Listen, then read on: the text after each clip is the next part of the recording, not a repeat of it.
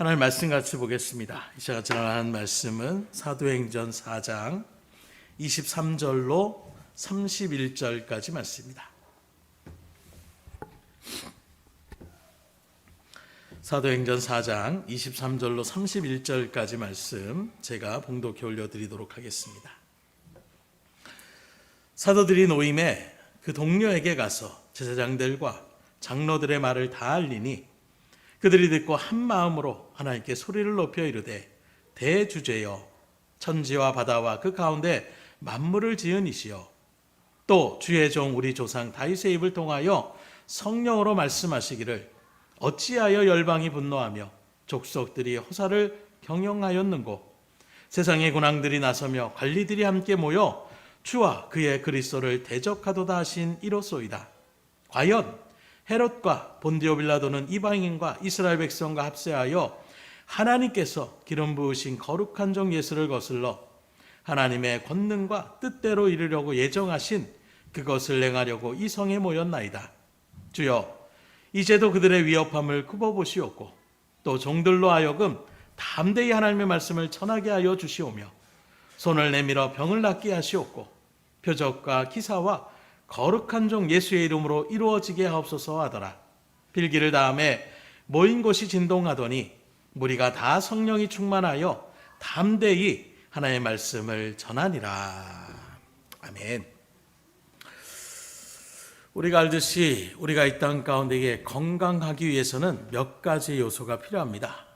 먼저 좋은 음식을 우리가 섭취해야 되고 또 적당한 운동을 해야 되며 또 때로는 쉼을 얻는 휴식의 시간을 우리가 가져야 되는 것입니다. 그러나 그 무엇보다도 우리에게 중요한 것은 바로 무엇이냐? 호흡이라고 얘기할 수가 있어요. 굳이 얘기하지 않아도 우리가 음식을 며칠 동안 먹지 않고 섭취하지 않고 또 운동을 우리가 며칠 동안 그렇게 하지 않고 또 우리가 휴식을 취하는 일들 가운데에 그렇게 서지 못하더라도 삶은 어느 정도 우리가 유지하며 나갈 수가 있는데 호흡은 단 5분도 우리가 쉬지 않으면 그 어떤 건강한 사람이라도 생명을 끊어지는 그런 자리 가운데에 설 수밖에 없다라는 거예요. 그런데 이 호흡이라는 것, 공기를 마신다는 것, 특별히 요즘 우리가 미세먼지 때문에 얼마나 삶을 살아가는 일들 가운데에 힘들 때가 참 많이 있습니다. 하늘이 그냥 뿌옇고 또 그런 일들 가운데 기관지나 이런 일들의 어떤 모습, 더 나아가 그런 일들이 쌓이고 쌓이면 우리의 건강에 큰 영향을 미친다는 것 모르시는 분이 다 없으실 거예요. 그래서 그러다 보니까 예전에는 좋은 집 하면 그냥 건물이 어떻게 짓고 집이 얼마나 아름답고 이런 일들을 우리가 찾는다라고 한다면 요즘은 어떻게 합니까? 얼마나 공기가 좋은가, 어느 곳에 그 집이 위치하고 있는가, 이런 것들을 우리가 또 중점적으로 바라보게 되는 모습을 우리가 바라볼 수가 있어요. 왜 그렇습니까? 그만큼 좋은 공기를 마셔야 우리가 건강할 수 있다는 것을 부정할 수가 없기 때문일 것입니다. 왜 이런 말씀을 드리냐면 우리가 걸어가는 신앙의 생활의 모습도 마찬가지라는 거예요. 올바른 기도의 자리 가운데 우리가 서야 우리가 건강한 신앙의 자세 가운데에 믿음의 길을 걸어갈 수가 있다는 것입니다. 왜냐하면 흔히 우리가 얘기할 때에 영혼의 호흡이라고 얘기할 때 무엇을 얘기하느냐? 기도를 얘기하고 있어요. 그래서 기도는 우리의 영혼의 신앙의 호흡과도 같다라고 이야기할 수가 있는 것입니다. 그러면 앞서 육신에 대한 어떤 건강의 모습 가운데에 호흡이 그만큼 중요하다는 것은 우리가 신앙의 길을 걸어갈 때에 기도 생활을 올바르게 갖는 것이 너무나도 중요하다는 거예요. 그래서 기도 생활을 우리가 늘 갖고 나가는 것, 이건 신앙의 선택 상황이 아니라 반드시 우리가 믿음의 신앙이라고 한다면 기도 생활은 필수적이라고 얘기할 수가 있는 거예요. 그리고 또 하나, 그냥 기도만 무조건 해야 된다는 것이 아니라 공기도 좋은 공기를 마셔야 우리가 건강하는 것이지 나쁜 공기를 갖다가 쉽게 말하면 자동차에 나오는 그 매연 뒤에 서가지고 그걸 계속 흡입한다라고 한다면 어떻게 되겠어요? 오히려 건강이 더 빨리 해칠 수밖에 없는 것입니다. 마찬가지로 우리가 기도 생활을 할 때에도 바른 기도 생활이 되어서 하나님과 더욱더 친밀한 관계 가운데 우리가 서면 신앙이 든든하게 서고 믿음의 성숙의 자리 가운데 설 수 있지만 잘못된 기도의 자리 가운데 서게 되면 오히려 그 신앙은 더 안 좋은 그런 자리 가운데에 설 수밖에 없다라는 거예요. 그래서 하나님의 말씀인 성경은 우리가 올바른 기도 가운데에 규칙적으로 하나님 앞에 기도하며 나가는 것이 중요하다는 것을 분명하게 증거하고 있습니다. 그래서 온 세계에 많은 기독교를 그렇게 믿고 나아가는 수많은 사람들이 있지만 특별히 한국교회만큼 이 기도에 대한 중요성을 어찌 보면 실천적으로 나가는 그런 나라는 드물다라고 얘기할 수 있어요. 단적인 예로 온 세계에 새벽 기도, 철야 기도하는 그런 일들을 나타내는 그런 사람들은 누구냐? 한국 사람들이라는 거예요. 그래서 한국 교회는 물론이거니와 미국이나 다른 어떤 캐나다나 이런 교회에 갔을 때에도 그 일들 가운데 교회가 세워지면 특별히 한인교회로 그렇게 나아가게 되면 새벽 기도를 그렇게 유일하게 하는, 그래서 미국인이나 캐나다이나 다른 어떤 사람들은 이 새벽 기도에 대한 부분들을 잘 하지 않지만 유일하게 어찌 보면 기도의 소중함을 아는 우리 민족은 이 기도에 열심을 다하여 그렇게 나아가고, 오늘 우리도 여러분들이 그런 의미 가운데에 이전에 그래서 철야기도라는 것의 의미가 오늘날에는 좀 많이 퇴색되었다라고 얘기를 해요. 왜냐하면 철야라는 그 말의 자체의 의미는 무엇입니까? 밤을 세운다라는 것을 얘기하고 있습니다. 그런 의미에서 실적으로 한국교회 초대교회의 모습들을 바라보게 되면 밤이 맞도록 그렇게 기도를 열심히 했어요. 3시간, 4시간씩 말씀을 부여잡고 기도하며 나갔던 것이, 그것이 어쩌면 철야 기도의 모습이었지만 오늘날에는 그 기도가 줄여져서 그런 일들 가운데에 참 많이 예전만큼 기도하지 않는 그런 모습을 단적으로 우리가 보여줄 수가 있는데, 어쨌든 간에 그럼에도 불구하고 오늘 이 시간 여러분들이 기도에 말씀을 부여잡고 기도의 자리 가운데서는 이런 모습들은 한국교회에 어찌 보면 큰 귀감적인 그런 모습이라고 얘기할 수가 있는 것입니다. 그런데 앞서 말씀드린 것처럼 이렇게 열심히 기도하는 것, 또 시간을 많이 투자해 기도하는 것, 이것도 중요하지만 올바른 기도의 자리 가운데 서는 것이 그것보다 더 중요하더라. 짧게 기도하지만 정말로 진실된 마음으로 하나님의 마음에 합한 기도를 올리는 것이 더 중요한 것이지, 3시간, 4시간을 기도해도 잘못된 인간중심적인 기도 가운데 선다라면 이건 바른 기도의 모습이라고 이야기할 수가 없는 거예요. 그래서 올바른 기도는 과연 무엇이냐라고 했을 때에 한 신학자는 이렇게 기도를 정의합니다. 기도는 자신이 바라는 것을 하나님께 얻어내는 수단이 아니라 하나님께서 원하시는 것을 우리에게 주시기 위하여 사용하는 수단이다. 그래서 기도는 행위를 수반할 수밖에 없어요. 근데 대부분의 우리의 기도는 어떤 것입니까? 하나님 이거 해주세요. 이거 해결해 주세요. 이거 내가 필요합니다. 우리가 바라고 원하는 것들을 하나님 앞에 아뢰는 것, 이게 기도라고 우리는 생각해 나가고 있지만, 하나님의 말씀을 성경에 비추어 보게 되면, 또 예수님께서 우리가 가르치는 주기도문에 그 기도를 바라보게 되면 우리의 어떤 마음의 소원을 위하여 기도하는 것이 아니라 하나님의 뜻이 무엇인지를 알기 원합니다. 그 하나님의 뜻대로 살아갈 수 있는 능력을 주시옵소서. 하나님 뜻에 비추어진 기도의 모습을 우리에게 증거하고 있고 가르치고 있다는 거예요. 그러기에 오늘날 우리가 기도하며 나갈 때에도 잘못된 기도는 한마디로 얘기하면 무엇이냐? 내 중심적인 기도로 나간다라면 이건 잘못된 기도 자리 가운데 설 수밖에 없는 거예요. 그런 기도를 1시간이고 2시간이고 3시간이나 한다라면 그걸 하나님 앞에서 상달되어질 수 있는 기도라고 이야기할 수가 없는 거예요. 그래서 가장 비약적으로 얘기한다면, 하나님 내가 로또에 당첨되어져서 정말로 많은 사람들을 구제하며 또 이런 일들을 하고 싶습니다. 내 중심으로는 그게 바른 기도라고 생각하고 있지만 그런 기도가 하나님께서 바라시는 기도가 아니라, 하나님 나에게 주신 그 어떤 자리라도 내가 감사함으로 주님의 뜻을 온전히 깨달아서 정말로 한 영혼을 생각하며 믿음의 일들 가운데에 이 세상의 어떤 삶의 불평을 나타내는 것이 아니라 하나님이 원하시는 것이라면 그 어떤 자리라도 주님의 뜻을 받들어 나아가겠습니다. 철저하게 하나님 중심으로 나아가는 그 기도를 들으실 때 하나님이 기뻐하신다는 것을 분명히 생각하시고 바른 기도 가운데 설 수 있기를 주님으로 축원합니다. 그러면 우리가 이러한 올바른 기도 가운데에 설 수 있으려면 어떻게 해야 되느냐?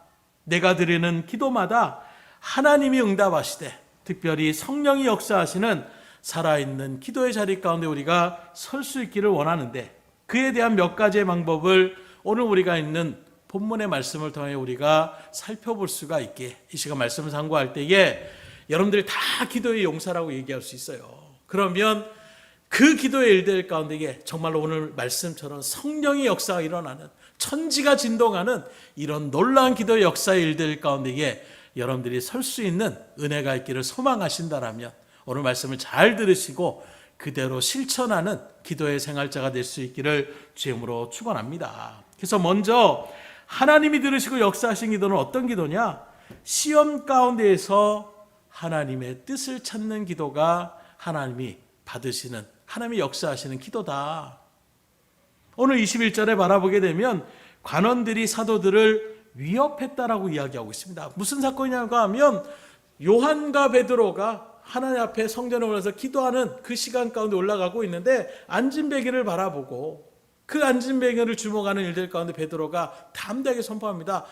내게 있는 것을 내게 주노니 곧 나사렛 예수 이름으로 일어나 걸으라. 그랬더니 평생을 앉아 있었던 그 앉은 베개가 다리에 힘을 얻고 일어나서 서서 뛰는 것입니다.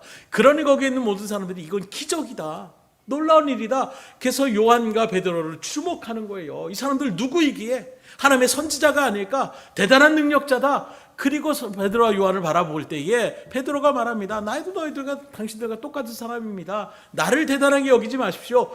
그리고서 뭘 얘기하느냐? 그 솔로몬의 행각에서 그들에게 담대하게 예수님이 진정한 우리의 메시아가 되셨고 그 메시아를 여러분들이 깨닫지 못해서 십자가에 내어 주어 그렇게 죽음 가운데 버렸다는 것을 담대하게 선포하는 거예요. 그러니 그 예수님을 죽이는 일들 가운데 주도적인 일을 했던 그 당시에 종교 지도자였던 제사장의 무리들이 이 요한과 베드로를 가만히 놔둘 수가 없는 거예요. 그래서 그들을 잡아 끌어서 감옥에 가다 놓고, 그리고 이제 그 다음 날이 되어져서 사람들이 70여 명이 넘는 사내들인 공회원이 모인 곳에서 이제 신문을 하는 거예요. 니네들이 뭔데 그 예수의 복음을 전하려고 하느냐? 한 번만 더 그렇게 복음을 전하면 널 죽여버릴 것이다. 가만 놔두지 않을 것이다. 살기등등하게 그들에게 얘기하고 있는 거예요. 그러나 그런 어떤 인간적인 그런 위협 속에서 이제 베드로와 요한은 굴복하지 않습니다. 하나님의 성령의 충만한 은혜 가운데에 오히려 담대하게 증거하는 거예요.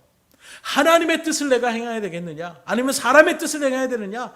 쉽게 말하면 나는 하나님의 뜻대로 복음을 증거하는 것이 나의 사명인데 지금 너희들이 종교 지도자라는 너희들의 말 가운데에 위협하여서 말씀을 전하지 말라라고 하는 이 말을 우리는 들을 수 없다. 어떤 위협이 있더라도 나는 하나님의 복음을, 하나님의 뜻을 그대로 증거하는 삶을 살겠다. 근데 여기에 대해서 이 사람이 갈릴 사람 아니냐? 쉽게 말하면 이 무식한 놈인 줄 알았는데 이렇게 말을 조리 있게 하고 또 그 일들 가운데서는 그 앉은 뱅이가 서서 그렇게 나아가는 모습을 바라보게 되니까 더 이상 뭐 어떻게 얘기할 수가 없는 거예요. 그래서 그들이 다시금 재협박을 합니다. 어쨌든 간에 전하면 가만두지 않겠다. 그런 위협 속에서 이 요한이 다시금 그 일들 가운데에 베드로와 요한이 공회에서 풀려나게 되어지는 그런 일들의 모습을 이제 나타내는 거예요. 그래서 이제 그 초대교회에 있는 성도들 앞에 사도들이 다시금 그렇게 나온 것입니다. 그런데 이런 일들 가운데에 우리가 얘기하는 그전 정도의 너 가만두지 않는다, 너 다시 만나면 내가 가만두지 않을 것이다, 이 정도의 협박이 아니라 당시에 이 종교 지도자들 또 사내들인 공회원들의 이 힘은 막강했어요. 오죽하면 예수님까지도 빌라도와 헤롯을 이용해서 그렇게 십자가에 못 박는 일들을 자행할 수가 있겠습니까? 그런데 이런 위협을 받고 나서도 오늘 말씀을 바라보면 사도들이 하는 일이 무엇입니까? 그들이 마음을 합해서 한 마음으로 하나님 앞에 기도하였다라는 것을 분명히 우리에게 증거하고 있는 것입니다. 무엇을 얘기하면 여기서 우리가 분명히 이해하고 넘어야 할 것이 바로 무엇이냐? 기도를 하나님 앞에 드렸더니 이제부터 핍박과 박해가 사라졌다, 이게 아니다라는 거예요. 우리가 열심으로 기도하며 주님 앞에 뜻을 구하며 나가는 그 기도 가운데에 섰을 때에 여전히 그들 가운데는 박해와 핍박이, 위협이 그들 가운데에 있었다는 것을 이야기하고 있는 것입니다. 다시 말하면 기도했음에도 불구하고 여전히 핍박이 있었고, 기도했음에도 불구하고 여전히 그들에게 위협이 찾아왔다는 것을 성경은 우리에게 분명하게 증거하고 있어요. 그런데 서두에 말씀드린 것처럼 오늘날 저놈들은 뭘 기대하면서 하나님 앞에 기도하며 나아가고 있습니까? 핍박이 사라지기를, 고난이 없어지기를, 시험이 사라지기를 우리는 그렇게 하나님 앞에 기도하며 나가고 있지 않냐라는 거예요. 그런 일들 가운데에 내가 하나님 앞에 기도했더니 병이 고침을 받았다. 내가 하나님 앞에 기도했더니 내 가운데에 시험이 사라졌다. 이런 간증들을 우리가 참 많이 듣게 됩니다. 물론 그 자체가 잘못됐다라는 것은 아니에요. 그런데 이렇게 우리가 원하는 일들이 이루어지는 것이 마치 기도의 목적인 것이냐? 우리가 기도하면 우리의 소원이 이루어지는 하나의 수단으로 우리가 나아가게 되면 역으로 어떻게 됩니까? 내가 기도했는데, 내가 원하는 바를 앞에 아랬는데 그것이 이루어지지 않으면 우리는 좌절하게 되더라는 거예요. 하나님이 나를 생각하지 않으시는가? 하나님이 안 계신 건 아닌가? 하나님이 나를 사랑하지 않는 것은 아닌가? 우린 역으로 그렇게 생각하며 실망과 좌절의 자리 가운데 서게 되는 거예요. 역시 하나님은 내 기도를 듣지 않으시는구나. 하나님은 나를 사랑하지 않는구나. 이렇게 우리가 생각하며 나갈 때가 문득문득 있지 않냐라는 거예요.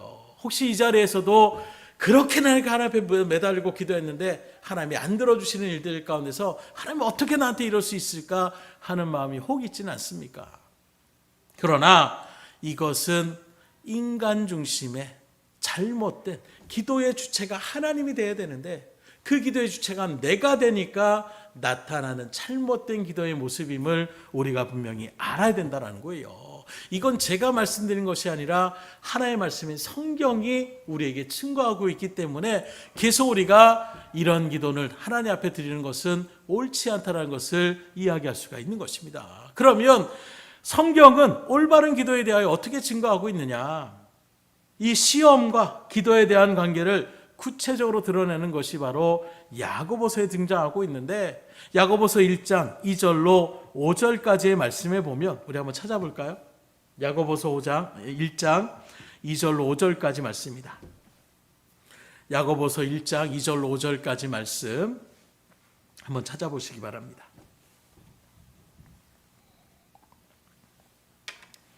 야고보서 1장 2절로 5절 말씀 우리 한번 같이 읽어볼까요?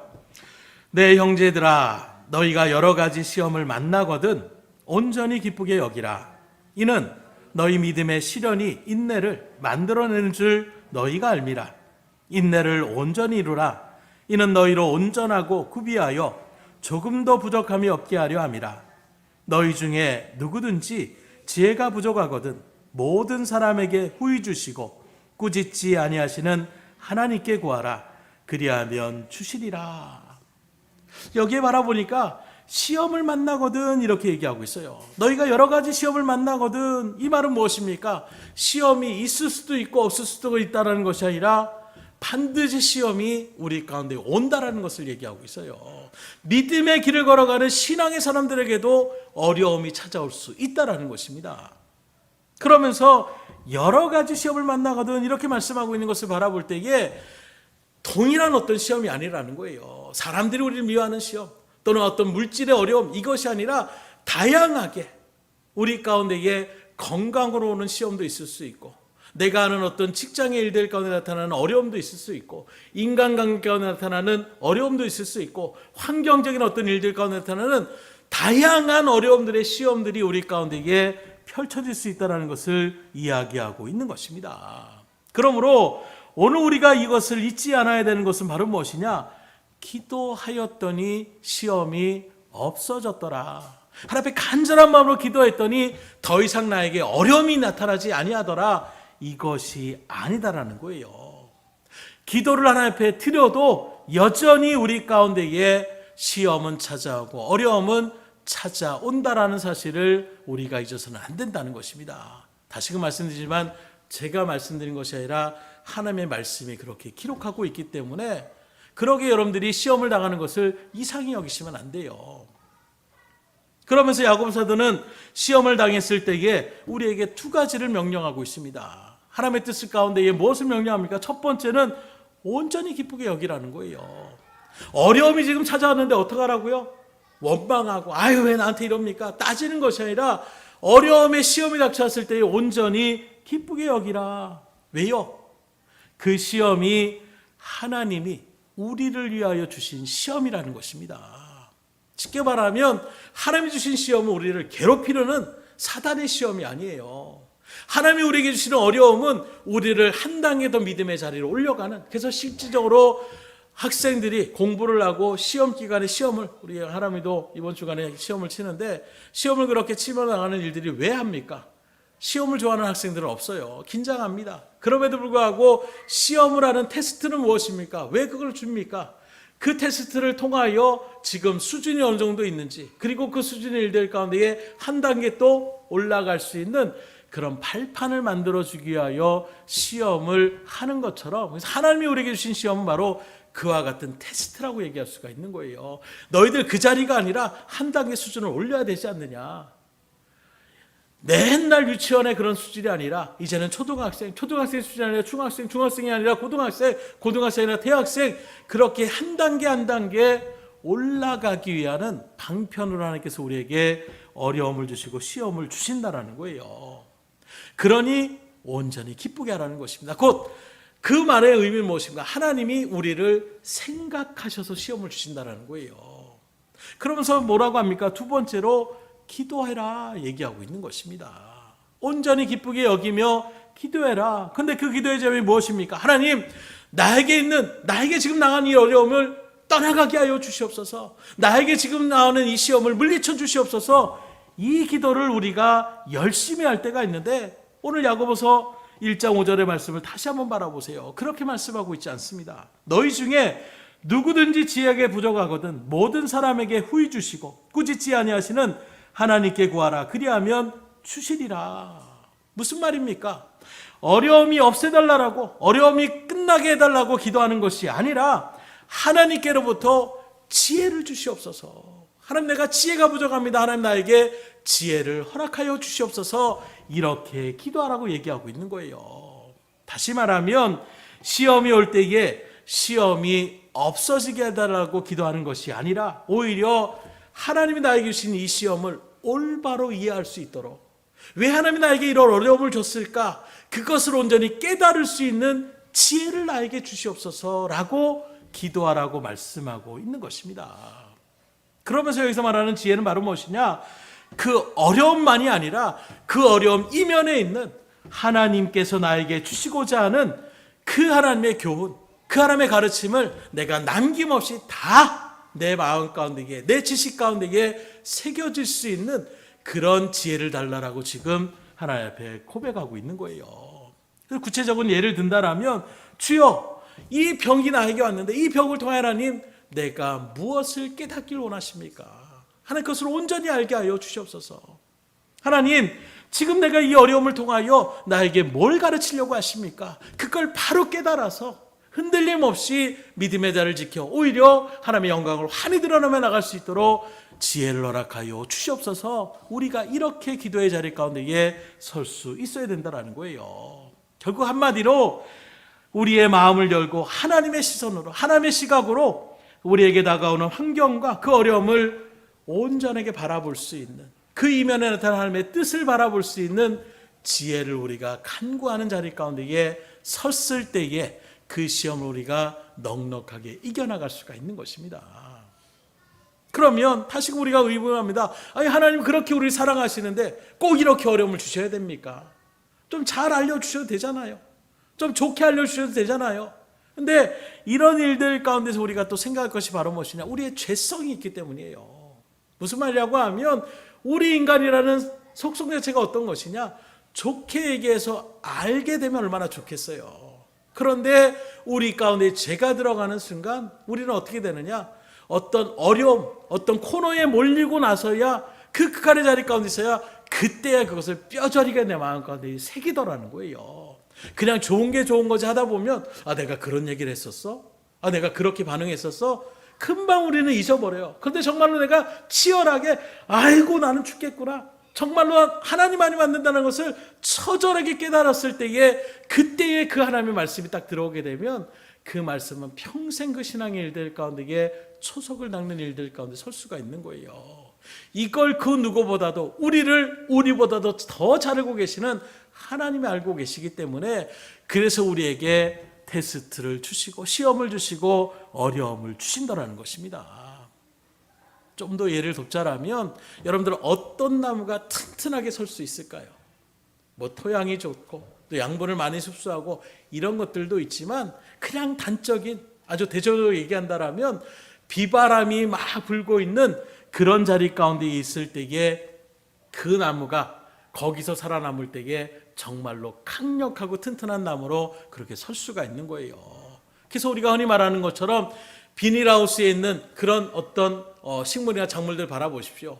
금방 그 일들 가운데 온도나 기후나 뭐 잘못해서 그 비닐종이가 찢어지거나 그러면 그 안에 있는 그 모든 작물들은 한순간에 그냥 말라지거나 힘을 잃어버린다라는 거예요. 그래서 뭐 잡초 같은 인생, 잡초들 한번 바라보면 대단합니다. 굳이 영양분을 주지도 않아요.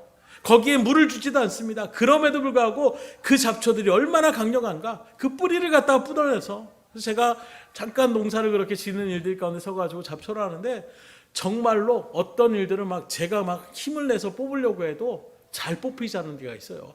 그래 막 억지로 힘을 내서 이렇게 확 뽑아내면 되게 이렇게 이 정도의 그런 가늘한 아인데 그 밑에 흙덩이가 이만큼 딸려 올라오는 것을 바라보게 됩니다. 왜요? 그만큼 그냥 뿌리를 확 내려놔가지고 뽑히지가 않는 거예요. 근데 신기한 건 바로 무엇이냐? 쉽게 말해서 고구마를 심어서 작물을 하는데 신경을 씁니다. 뭐 잡초도 막 뽑고 물도 막 때때려 주고 신경을 써도 그런 일들 가운데서는 그 심지어 거기다가 검은 비닐까지 이렇게 씌워가지고 그 부분만 이렇게 해요. 그럼에도 불구하고 어떻게 되느냐? 금방 물이 조금 부족하고 이러면은 금방 말라져가지고 그렇게 죽는 모습을 우리가 바라볼 수가 있어요. 무슨 말씀을 드리고자 하냐면 하나님은 우리가 원치 않지만 우리를 때론 그렇게 시험에 그런 도가니로 우리를 몰아세울 때가 있는 것입니다. 왜요? 우리를 더 튼튼하게 하시기 위해서, 우리를 더 믿음 가운데에 성숙함의 한 단계 더 높은 자리 가운데에 인도하시기 위해서, 다시 말하면 하나님이 우리에게 어려움을 주시는 것은 우리를 괴롭히려고 주시는 것이 아니라는 거예요. 우리를 망하게 하려고 주시는 것이 아니라 여러분들을 연단시켜서 더 믿음의 사람으로 정경과 같이 환히 정말로 귀하고 값진 믿음의 역할을 감당하기 위하여 때로 하나님께서 우리에게 어려움을 주시고 시험을 주심을 믿을 수 있기를 주님으로 축원합니다. 그렇기 때문에 우리가 시험에 그 어려움을 당하게 되면 시험을 물러가게 하여 주시옵소서, 시험을 당하지 않게 해 주시옵소서, 이렇게 기도하기 전에 하나님 또 나에게 뭘 가르치려고 하십니까? 하나님 지혜를 주셔서 이 모든 시험을 통하여 제가 온전히 깨달을 수 있는 바를 온전히 깨달을 수 있도록 인도하여 주시옵소서, 이렇게 기도할 수 있기를 주님으로 축원합니다. 이게 바른 기도라는 거예요. 그런데 우리는 세상의 어떤 무속신앙과 같은 여타의 종교와 같은 당장 내 앞에 있는 그 발등의 불만 어떻게 좀 꺼달라는 식으로 그렇게 나가는 것이 기도라고 우리가 생각할 때 그렇지 않다라는 거예요. 오히려 여러분들에게 어려움이 닥쳤습니까? 하나님께서 왜 이 어려움을 나에게 주셨는지 묵상하시고, 그래도 여러분들이 깨닫지 못한다면 기도의 무릎을 꿇으시는 거예요. 하나님 정말로 깨닫기 원합니다. 도대체 모르겠습니다. 정말 마음 가운데 너무 괴롭습니다. 하나님 너무나 하나님 앞에 섭섭한 마음이 들 때도 있습니다. 하나님 정말 하나님께서 나에게 이런 어려움을 주시는 이유를, 그 뜻을 온전히 헤아릴 수 있는 지혜를 주셔서 주의 일들 가운데 다시금 믿음으로 튼튼히 서게 하여 주시옵소서. 그렇게 기도하면 하나님 뭐라고 합니까? 구하는 자에게 주시겠다고 말씀하시잖아요. 그렇게 한번 기도해 보세요. 반드시 하나님께서 여러분들에게 기도에 그 응답의 체험, 지혜를 얻는 은혜의 자리 가운데 인도하여 주실 것입니다. 오늘 한국교회가 참 지탄을 받는 일들 가운데 하나가 바로 무엇이냐? 그런 모양들을 나타내고 있는 거예요. 어찌 보면 어려움이 없는 우리들만의 어떤 리그처럼 세상 사람들이 어떻게 됐든 상관없습니다. 나만 잘 되면 되지, 우리 교회만 잘 되면 되지, 내 삶만 어떻게 좀 나아가면 되지, 이런 일들의 모습들이 계속해서 미디어를 통하여 그렇게 나아가는 모습 가운데에 세상에 믿지 않은 사람들이 교회의 성도들을 어떻게 바라보겠어요? 사역자들의 어떤 자기의 욕심을 나타내는 그 모습을 바라볼 때에 뭐가 그들에게 유익이 되겠습니까? 정말로 믿음의 일들 가운데에 초대교회를 비롯해서 우리 한국의 기독교의 터전에서도 초기 기독교 역사 가운데 믿음의 사람들을 바라보세요. 말씀 그대로 순종하며 나아가는, 나도 힘들어 죽겠는데 오히려 이웃을 살아가라고 하니까 그 없는, 정말로 세상 말로 하면 콩이라도 반쪽을 쪼개서 이웃을 먼저 섬기며 나아가는 이런 모습의 실천적인 신앙의 일들 가운데에 사람들이 거기에 같이 당신이 믿는 신이 어떤 신인지 나도 알고 싶습니다. 이렇게 나아가는 일들로 복음이 확장되어질 수 있는, 오늘 정말로 한국 교회가 많이 지금 최근에도 이게 신방을 하면서 갔더니 지역은 굉장히 활성되었어요. 뭐 세상 말로 하면 인프라가 굉장히 좋아졌는데 어느 순간에 사모가 옆에 있다가 근데 교회가 안 보이네요. 그러면서 막 찾아봤어요. 내비게이션을 또 보면서 막 교회를 한번 찾아봤는데 없는 거예요. 그만큼 지금 어떤 사회적인 문화적인 일들, 삶의 모습, 인간적인 어떤 일들의 모습들은 굉장히 발달되어져 있는데 정작 믿음의 어떤 터전이 될 수 있는 그런 처소들이 예전만큼 나오지 않는다. 그래서 예전에는 보통 그렇게 아파트 단지를 크게 지으면 종교부지라고 해서 그렇게 나라적으로 일본적으로 해서 거기에 교회들이 이렇게 세워지는 이런 모습이 나는데 최근에 딱 가서 보면서 놀랐어요. 근처에 교회가 없어요. 그만큼 사람들이 신앙의 자리 가운데 서지 않는 거예요. 기도의 필요성을 느끼지 않는 것입니다. 왜요? 세상이 즐겁거든요. 하나님이 없어서 충분히 내가 즐기며 살아갈 수 있는 줄 착각하니까. 어려움이 없으면 우리 인간들은 그렇게 흘러가더라는 거예요. 성경의 이스라엘 역사가 다 그래요. 편안하면 하나님 앞에 감사하며 나가는 것이 아니라, 하나님의 영광을 돌리며 나가는 것이 아니라 평안하면 그 세상의 즐거움에 취합니다. 그리고 주변의 나라들을 쳐서 막대기 같이 사용해서 힘들어지게 되면 그때야 비로소 하나님 우리가 잘못했습니다. 하나님 우리를 구원하여 주시옵소서. 제자리 걸음인 양 자기들의 어떤 아픔, 고통만을 물리쳐내는 그 기도 가운데 있으니까 그게 회복되어지면 또 어떻게 됩니까? 성숙의 자리 가운데 서지 못하니까 또 방탕한 생활로 가는 거예요. 이게 계속 다람쥐 쳇바퀴 돌듯이 돌아가는 것이 사사기에 나타나는 역사의 모습이더라는 거예요. 그래서 오늘 주님께서 나타나는 이 믿음의 일들, 또 오늘 이 하나님의 구원의 일들을 이루는 여러분들에게 하나님은 더 이상 그런 기도의 자리, 단지 내 앞에 있는 발등에 불을 꺼달라는 기도가 아니라 하나님의 뜻을 구하는 지역 가운데 섰을 때에야 우리가 어떠한 어려움과 시험이 닥쳐도 거기에 굴복하지 않고 오히려 우리의 믿음이 더욱더 빛과 같이 빛나게 되는, 하나님의 영광을 드러내게 되는 믿음의 길가 서는 것을 여러분들이 생각하시고 소원하셔서 오늘 이 시대에 여러분들이 참 빛을 드러내며 나가는 믿음의 자리 가운데 설 수 있기를 주의 이름으로 축복합니다. 두 번째로 하나님이 역사하시는 기도는 어떤 것이냐? 우리의 기도의 대상이 누군지를 바로 알고 기도하셔야 된다는 거예요. 우리가 하는 것처럼 이 기도의 행위라는 이 기도의 수단이 기독교에만 있지 않습니다. 불교에도 있고 이슬람에도 있고 여타의 다른, 심지어 세상에 뭐 어떤 무속신앙과 같은 이런 일들 가운데서도 사람들은 다 어떤 행위합니까? 기도의 행위를 해요. 심지어 요즘은 참 보기 힘들지만 예전에 정말 할머니들 막 이렇게 어르신들 있을 때에는 깨끗한 물을 갖다 정한수라고 하는 물을 이렇게 뭐 고목나무나 어떤 일들 가운데 세워놓고 장독대에 놓고 거기서 비나이다 비나이다 하는 이런 모습들을 우리가 참 바라볼 때가 많이 있어요. 그런 기도와 우리가 하나님 앞에 드리는 기도에는 분명한 차이가 있음을 여러분들이 아셔야 된다는 거예요.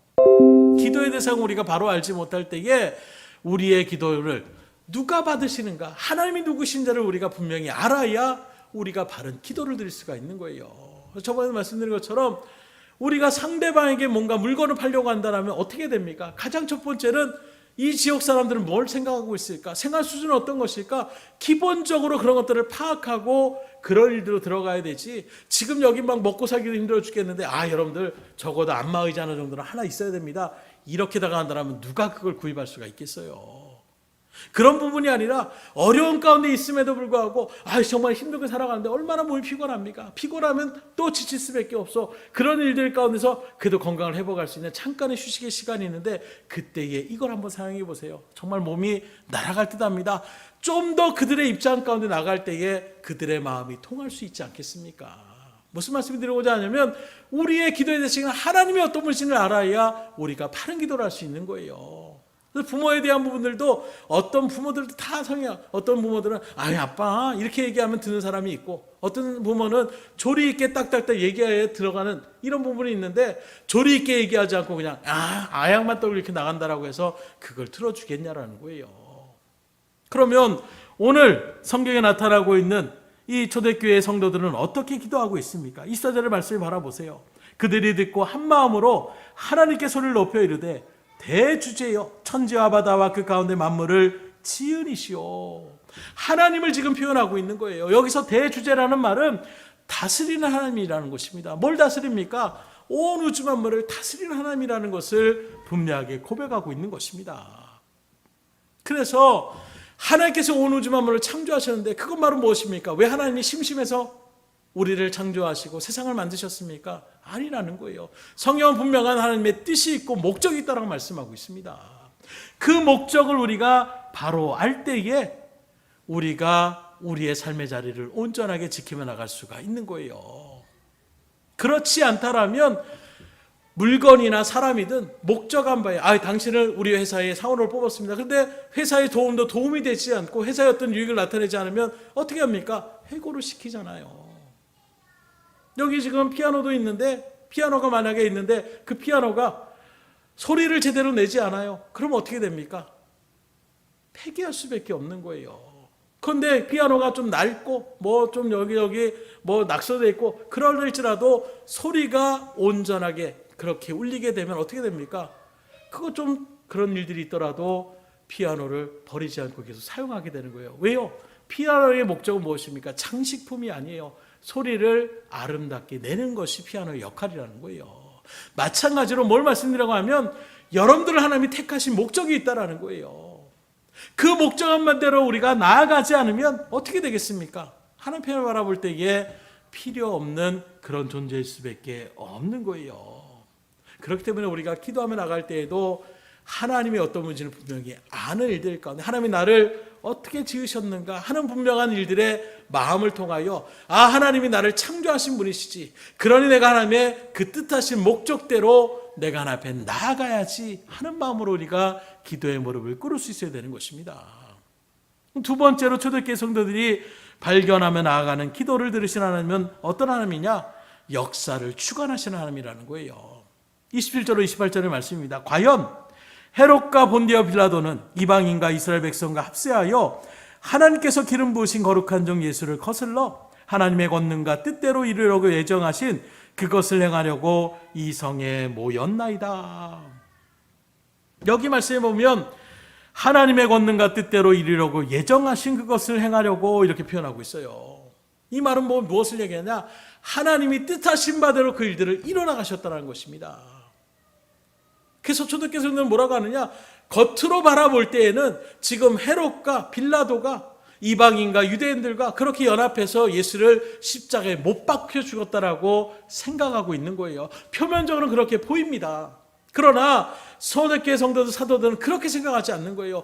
그 예수님 십자가에 못 박히신 것은 그들이 연합하고 그들이 야합해서 인간들의 어떤 계획 속에서 예수님이 억울하게 그렇게 십자가에 죽은 것이 아니라 하나님이 그 일들을 예정해 놓으시고 그 일들을 이뤄나가시는 일들 가운데에 다시 말하나님이 허락하셨기 때문에 그들이 예수님을 못 박을 수가 있었음을 얘기하고 있는 것입니다.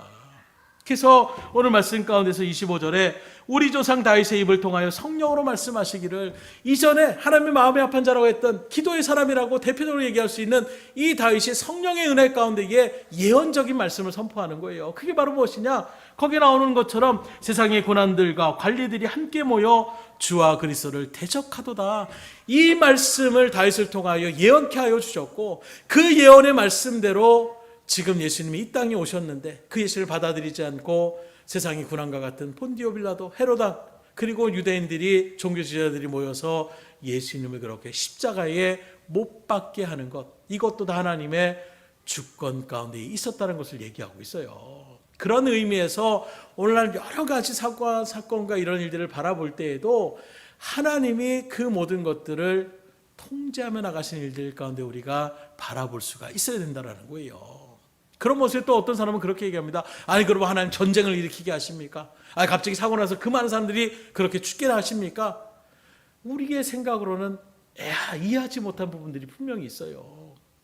그래서 우리가 그런 부분들일 때에 먼저 하나님의 역사의 주관자 되심을 믿음으로 바라보고, 그런 하나님께서 왜 그런 생명들을 갖다가 어이없게 그렇게 죽음의 자리 가운데 일어나게 하는 이 모든 일들을 일어날 수밖에 없을까?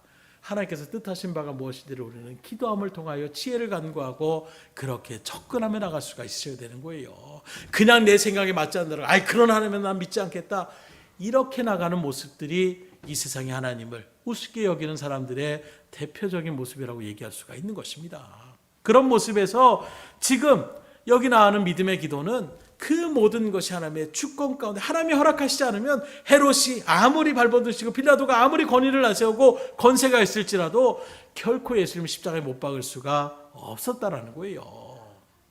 그렇다면 그들은 믿음 가운데 섰다라고 얘기하는 것, 이게 우리 중요한 것이 아니라 오늘 여러분들은 어떻게 생각하시냐는 거예요.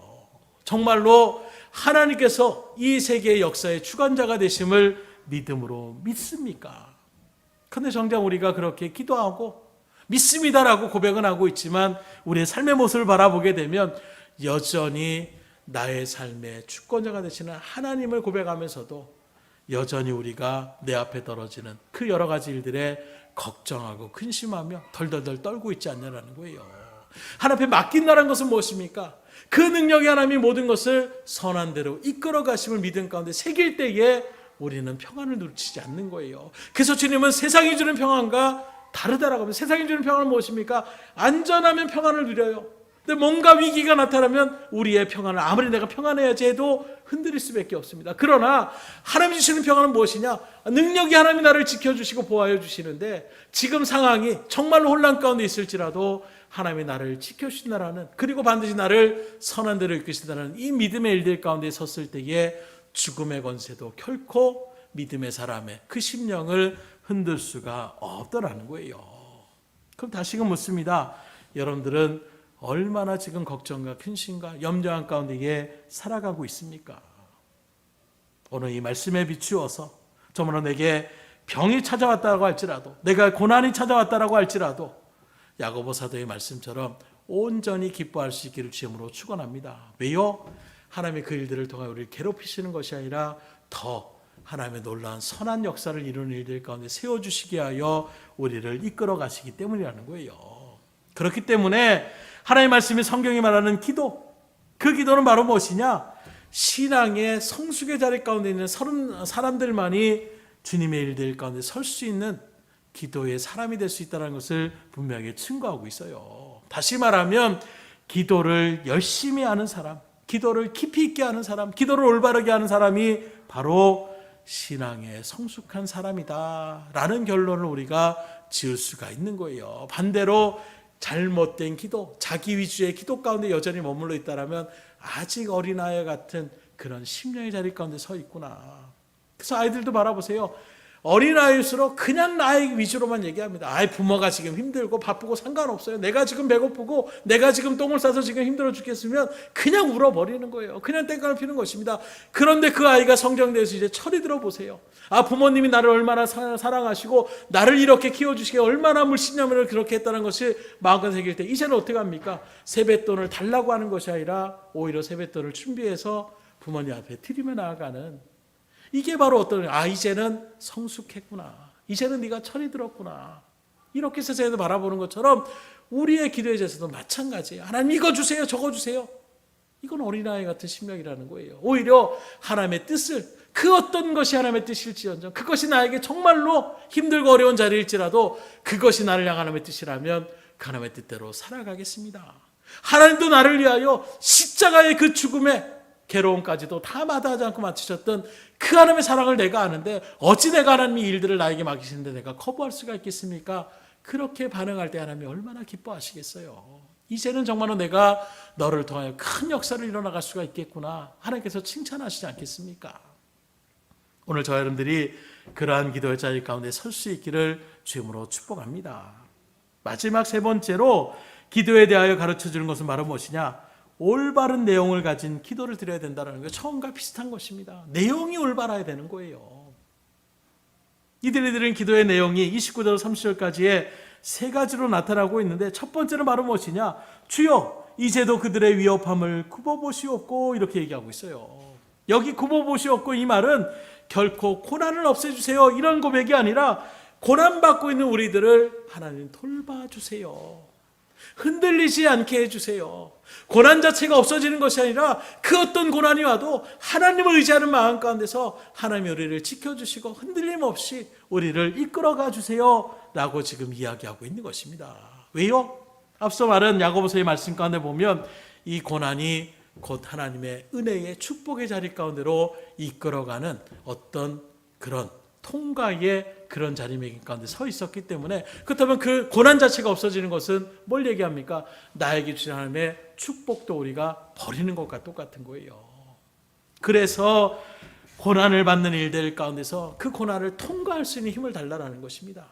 그 고난을 이겨낼 수 있는 힘을 달라라는 거예요. 왜요? 그 일들을 나 혼자 이겨낼 수가 없다라는 거예요. 그걸 인정하고 하나님이 이겨내게 하여 주시는 일들 가운데 이겨내면 하나님께서 우리에게 예비해 주신 놀라운 복과 은혜를 또한 우리가 누릴 수 있음을 아는 사람은, 나 이거 자체 싫어요, 이게 아니라 이걸 해나갈 수 있는 능력을 달라라고 기도하는 것이 바른 기도의 내용이라고 얘기할 수가 있지 않겠냐라는 거예요. 그리고 한 걸음 더 나아가서 어떻게 합니까? 고난 중에서도 담대하게 하나님의 복음을 전하는 자가 되게 하여 주시옵소서. 이게 바로 두 번째 간구의 내용이에요.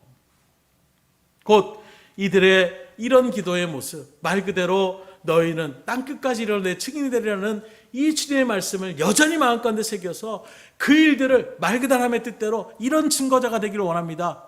하나님이 얼마나 기뻐하시겠어요. 솔로몬이 정말 1,000번을 드리면서 내가 너한테 뭐 줄까?